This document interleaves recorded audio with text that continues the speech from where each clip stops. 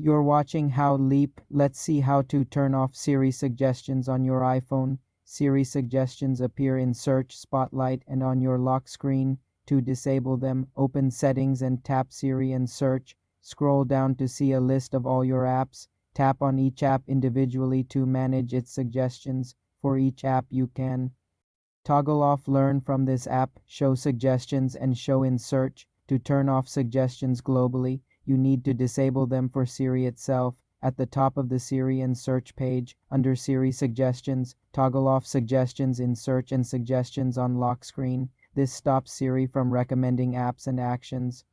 For Spotlight Search Suggestions, go to Settings, then Siri and Search, and toggle off Show Suggestions and Show Recents in the Siri Suggestions section.